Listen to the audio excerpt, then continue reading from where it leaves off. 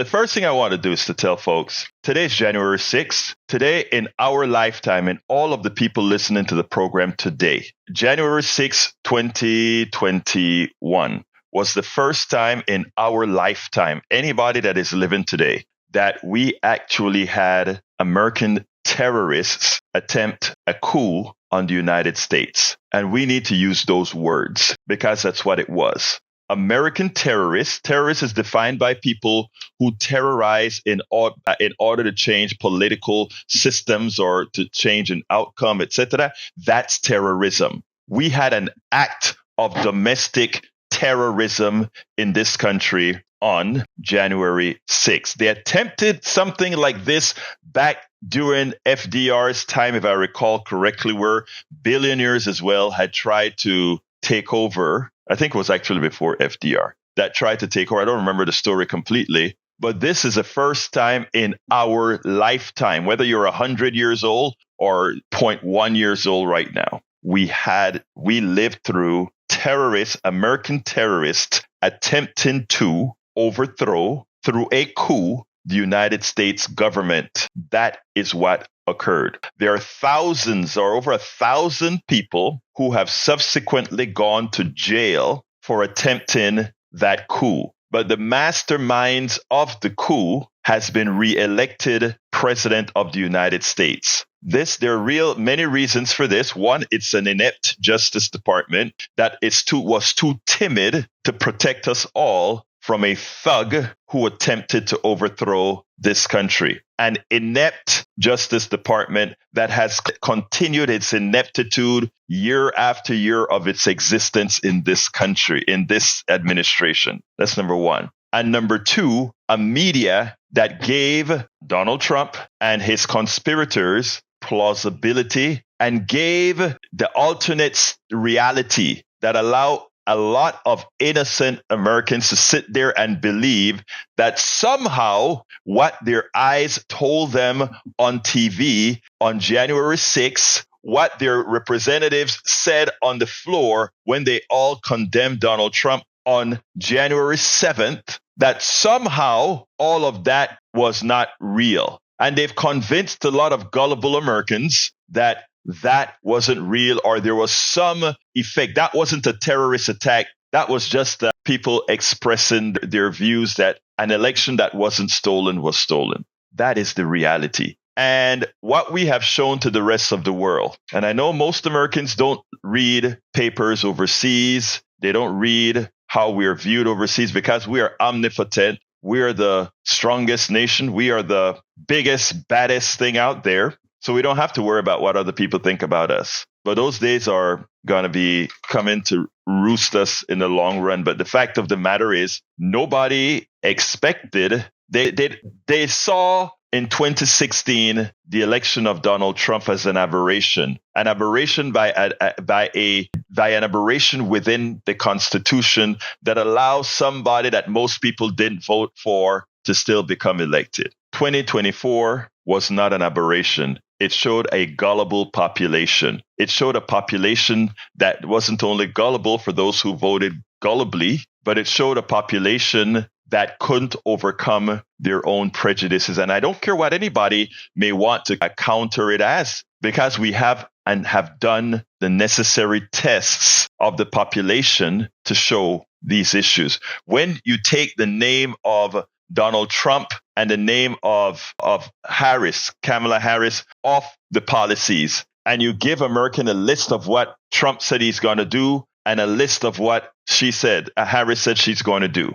Overwhelmingly, people choose the policies Harris supports. Harris says she's going to implement. And as soon as you put the pictures on, Kamala Harris versus Donald Trump, you get the result that it goes from an overwhelming support for Kamala to sort of a 50-50 support, in which case it was anybody's game. And this election was very close. 1.5 points. And, well, of course, a whole lot of progressives stayed home for various other reasons. And a lot of women who will be hurt by the policies of the Trump administration chose to vote their prejudices. Their prejudices superseded their well-being. Their prejudices superseded their well-being. So I am very much in concert with Brother Howard and Jack when we talk about how could we do this? Well, it was a conspiracy of media, the gullibility of a group. It was a failed Justice Department, you name it. But in effect, it was that our systems failed. Our system failed. We have a convicted criminal as president, and now all folks are having to go lick the ring of the convicted felon. That is who America is today. But again, it's a democracy. And, like I've said all of the times, a democracy look, we have a lot of times that we go out there and say, oh, we need to ensure that all these countries around the world are democracies. No, that's not true. Democracy requires a certain amount of education, an educated population. Let me give an example. If I have 10 bushels of corn to feed my community, and I say, we use 9 bushels, and people are satisfied, but they're still a bit hungry. That 10th bushel is there to plant for the next year. And educated folks will vote that, yes, we need to not use that bushel of corn. An uneducated bunch will not see the future, cannot rationalize the future, and will say, no, we still have a bit of hunger left. Let's use that damn bushel now. And we'll make sure and terrorize folks to use that bushel right now. And you use that bushel, and then for the next year, your whole community dies. Now, in a society like that, a strong man saves the society. A strong woman saves the society.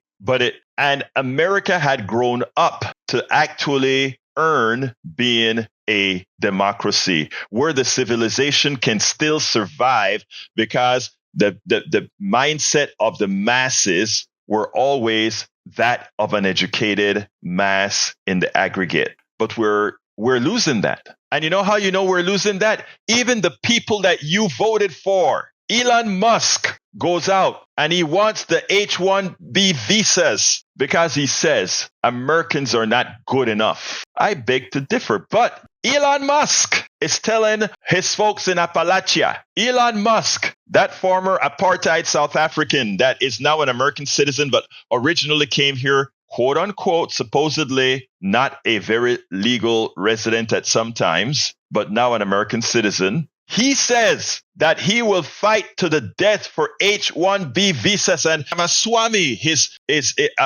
partner in what is it called, Goge or whatever they call it, says Americans are not good enough. These are the people that support the guy you elected, and Donald Trump has sided with him on H-1B visas. And guess what? Look, I am an immigrant.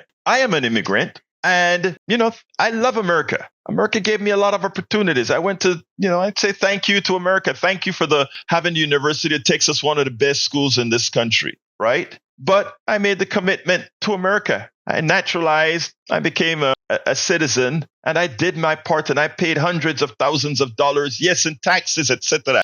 My keep, did my part. But what Elon Musk and his crew would like to do is just, by the way, an engineer from South Africa, an engineer from India, an engineer from Vietnam is no better or worse than an engineer from America. There's only one difference. You bring in an H-1B visa into America, they are willing to work for a lot less than an engineer who went to the University of Texas or the A&M University or to Harvard or whatever. And just as Elon Musk got 2,400 or so H-1B visas, he laid off, I believe it was 2,400 folks in Austin. That's who you supported, folks. But the thing about it is the media, as opposed to highlighting these issues, Bezos controlled the Washington Post, who forbid the Washington Post from endorsing Kamala Harris, and another billionaire controlled the LA Times, who forbid them from pointing out that they wanted Kamala Harris, right? So America is left uninformed. They didn't really know that Elon Musk, in his Doge capability, is simply trying to guarantee the over $10 billion that you, the taxpayers, give him in just one of his business models to, fly spaceships that still are not doing the things that we did with the Apollo, with Skylab, with the space station, for a Starlink system in which he really didn't invent or anything like that, or for the electric cars that he was just talking about. And you, the American people, you, the American taxpayer, you're going to give Elon Musk those billions of dollars as he is a part of Doge to go ahead and cut the policies and programs that support you. He's going to cut the policies and programs that support you so he can continue to get and suck on the you-know-what of the government, because that's how he survives. He's a welfare recipient. He doesn't tell you that. Elon Musk doesn't tell you. He's a welfare recipient. All his money for all these technologies come from whom? You and the government. Welfare recipient. And now, in order to get tax cuts, etc., he's going to work with Donald Trump to do it. And then he says, you are not good enough. So he's going to bring a whole bunch of folks from these different countries. And I don't have a problem with bringing folks from different countries, but let's do it in a fashion that everybody pay their dues. As an immigrant myself, I paid my dues. Now he wants, you know who else pay their dues? You see, all those undocumented immigrants who are out there in the fields picking the tomatoes and the watermelons and the melons and all these things that gives you an affordable price in the grocery stores. Those guys, we need to legalize those guys' papers, because we're dependent on them. But even that, they want to make money on.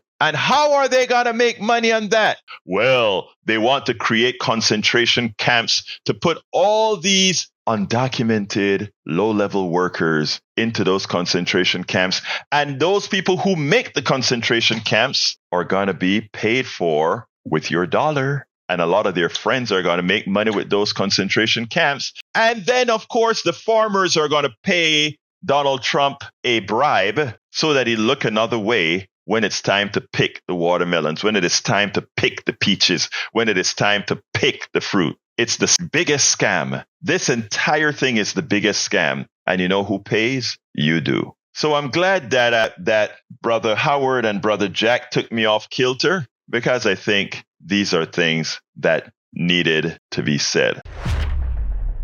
We spend a lot of time deconstructing the news, trying to parse it into a form that everybody can understand. We try to find those little nitpicks where it flies above the fray, etc.